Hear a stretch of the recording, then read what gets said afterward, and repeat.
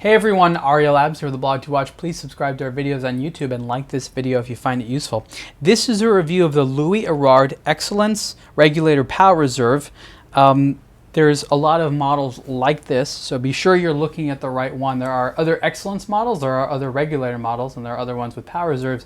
This one happens to combine a minimalist style, a regulator style display, and it includes a power reserve indicator, which is very useful because this is a manually wound watch, and I tend to not like manually wound watches, at least personally, if they don't include a power reserve indicator, which this one thankfully does.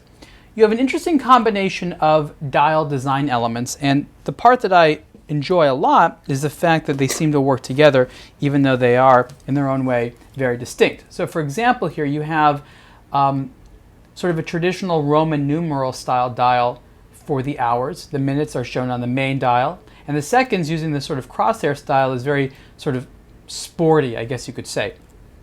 The black lacquer dial with the white indicators and hands offers a lot of legibility, which I appreciate. The case is 40 millimeters wide, and it's relatively thin, which is great for a manually wound watch. Inside the watch is a base ETA 7001, which has been modified with a module on top of it, allowing for the regulator style display as well as the power reserve. So normally the 7001 is an extremely thin movement, but here with the module on top of it, it goes from being thin to sort of just average sized. So let's put this watch on. In the written review, I talked a lot about this being a niche watch. And the reason it's a niche watch is because you have to ask yourself exactly what is your style. Sorry, I didn't take off all the little plastic there on the strap. Actually, I'll say it now there. Forget the plastic here, the blue plastic which is on the strap. These are the pushers to release it. I think those are a little bit big. I like when there's a push button operation for deploying it, which is great because it means that it doesn't sort of come off accidentally. But I don't know why these buttons need to be so big. I think they should make it so they don't extend past at least the buckle, right? So imagine it wouldn't be as easy to see without the blue plastic on there, but at the same time, this thing goes out pretty far.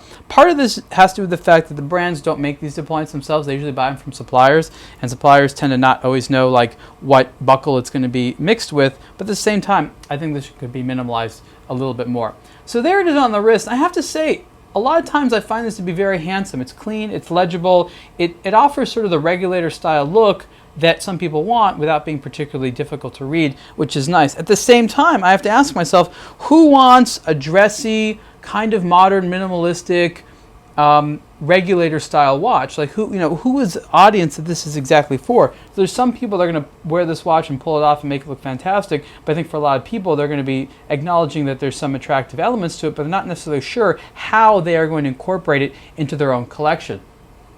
So price for the Louis Erard Excellence Regulator Power Reserve is a little bit lofty. It's at 2,815 Swiss francs, which is under $3,000. But again, for the niche nature of this watch, as well as the competition at that price point, I think that it really the right sort of buyer needs to look for this timepiece. But it is interesting, and it shows off a lot of the elements that make Louis Erard unique, as well as the relatively attractive price point, compared to some of the other brands out there with similar looks. The unique module, the unique combination of design elements. So those are all definite positive. So an interesting watch from an overall good brand, and you can see the full review on aBlogtoWatch.